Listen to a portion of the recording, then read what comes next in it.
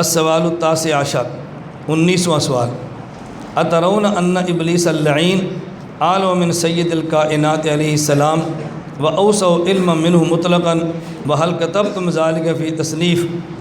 حضرت فرماتے ہیں فی تصنیف، یہ بتاؤ تمہارا کیا یہ عقیدہ ہے کہ ابلیس لعین کا علم الیاذ باللہ رسول اللہ صلی اللہ علیہ وسلم سے زیادہ ہے؟ اور کیا یہ تمہارا عقیدہ ہے کہ ابلیس کے علم میں وسعت اللہ کے نبی سے زیادہ ہے؟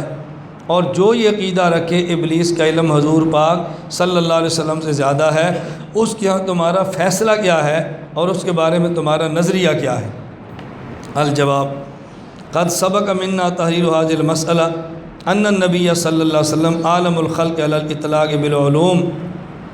حضرت فرماتے ہیں ہمارا عقیدہ اور ہمارا نظریہ یہ ہے کہ نبی کریم صلی اللہ علیہ وسلم کے پاس کائنات میں سب سے زیادہ علم ہے، اور جس کا یہ عقیدہ ہو کہ کسی شخص کا علم اللہ کے نبی صلی اللہ علیہ وسلم سے زیادہ ہے، ہمارے ہاں وہ کافر ہے اور دائرہ اسلام سے خارج ہے۔ ہمارا عقیدہ یہی ہے جو ہم نے آپ کو بیان کر دی ہے۔ اور یہ کیسے ممکن ہے کہ ہمارے بزرگوں میں سے کوئی بزرگ اپنی کتاب میں یہ مسئلہ لکھ دے کہ نبی پاک صلی اللہ علیہ وسلم سے زیادہ کسی کا علم ہے، اور حتیٰ کہ ہم یہ لکھ دیں کہ ابلیس کا علم اللہ کے نبی سے زیادہ ہے؟ ہم اس کا تصور بھی نہیں کر سکتے کہ کسی نے آپ کو انتہائی غلط بات بتائی ہے۔ اگلی بات حضرت نے فرمائی جو سمجھنے کی ہے، فرمایا ہاں یہ ضرور ہے کہ دنیا میں کوئی گندی سے گندی، گھٹیا سے گھٹیا چیز ایسی ہو کہ جس کی طرف اللہ کے نبی التفات نہ فرمائیں، آپ کی شان کے لائق نہیں ہے، اور وہ ابلیس کی حیثیت کے مطابق ہے، ابلیس اس پہ توجہ کرے اور ابلیس اس کی معلومات حاصل کرے اور اس کی معلومات اللہ کے نبی کے پاس نہ ہوں، تو اس کا معنی یہ نہیں ہے کہ ابلیس اکمل، عالم اور افضل ہے، اور اللہ کے نبی کے پاس چونکہ اس بات کا علم نہیں ہے لہذا اللہ کے نبی کا مقام کم ہو گیا ہے۔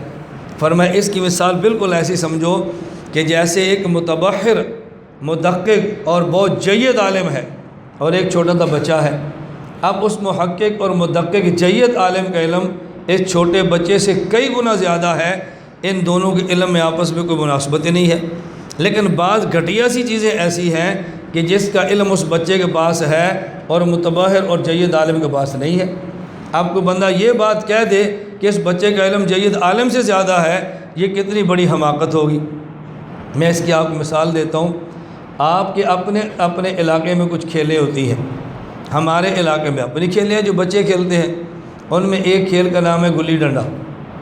آپ جانتے ہیں نا کھیل کا نام کیا ہے؟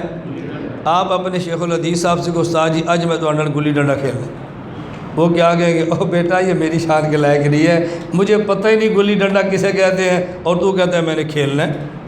اب دیکھو بچے کو گلی ڈنڈے کا پتہ ہے لیکن شیخ صاحب کو پتہ، اب اس سے کیا نتیجہ نکلا کہ بچے کا علم شیخ صاحب سے بڑھ گیا ہے۔ بات سمجھ آ گئی؟ اب ایک آپ کے مدرسے کے شیخ الحدیث ہیں، بہت بڑے ہیں، اور آپ کا سائیکل پنچر ہو گیا اور آپ کے استاد جی اس کو پنچر تو لگا دو، وہ کہتے ہیں بیٹا میں پنچر نہیں لگا سکتا، مجھے پتہ ہی نہیں ہے۔ تو پھر کہ استاد جی آپ سے تمہارا دکان والا افضل ہے جو پنچر لگا سکتا ہے، تمہارے پاس تو اتنا بھی علم نہیں کہ ٹائر کو پنچر کیسے لگانا ہے، تم شیخ الحدیث بنے بیٹھے ہو۔ اب بتاؤ یہ پنچر لگانے والا جو پنچر لگانے کا فن جانتا ہے، یہ شیخ صاحب سے بڑا ہو گیا علم میں؟ حضرت فرماتے ہیں اسی طرح اگر ایک گندی چیز کا علم اللہ کے نبی کے پاس نہ ہو، ابلیس کے پاس ہو، تو ہم یہ کہتے ہیں فلاں بات کہ ابلیس کو پتہ ہے حضور کو نہیں پتہ، تو اس کا معنی یہ نہیں ہے ابلیس کامل ہے، الیاذ باللہ اللہ کے نبی ناقص ہے۔ اس کی اب حضرت نے کئی مثالیں دی ہیں۔ ایک مثال جو میں نے بچے والی دی ہے، دوسری مثال حضرت سلیمان والی کہ ایک بات کا ہدہد کو پتہ تھا اور سلیمان علیہ السلام کو پتہ نہیں تھا۔ سلیمان علیہ السلام کو پتہ تب چلا جب ہدہد نے بتایا۔ اب جب تک سلیمان علیہ السلام کو اس واقعے کا پتہ نہیں تھا تو کوئی بندہ کہہ سکتا ہے کہ ہدہد کا علم زیادہ ہے کیونکہ فلاں واقعے کا علم سلیمان علیہ السلام کو نہیں ہے۔ تو ایک واقعے کا علم نہ ہونے کی وجہ سے سلیمان علیہ السلام کا ناقص ہونا اور ہدہد کو علم ہونے کی وجہ سے ان سے اکمل ہونا لازم نہیں آتا۔ تیسری مثال کیا دی ہے؟ فرمایا افلاطون اور جالینوس ان جیسے اور بڑے بڑے حکیم ہیں۔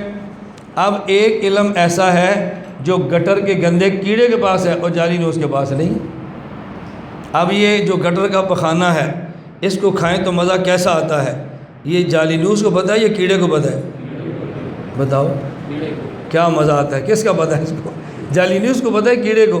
اب کو چونکہ اس گندی غذا کا ذائقہ، کیفیت، اس کی قسمیں کیڑا جانتا ہے، لہذا یہ جعلی نیوز ناقص ہے، اور کیڑے سے بھی گیا گزرا جس کو یہ بھی نہیں پتہ گند کھانے کا مزہ کیا ہوتا ہے۔ ہم کہیں گے خدا کا بندہ اس کے ذمے کو گند کھانا ہے، جعلی نیوز کے ذمے کو گٹر ہے، کوئی غلاظت کی بو سونگھنا ہے، اب کیسی بات کرتے ہو؟ میری بات سمجھ آ رہی ہے؟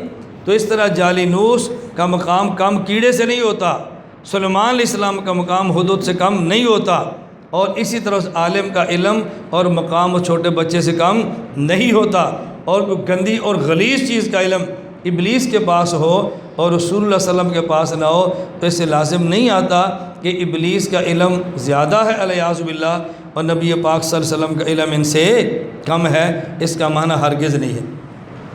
جواب سمجھ آ گیا؟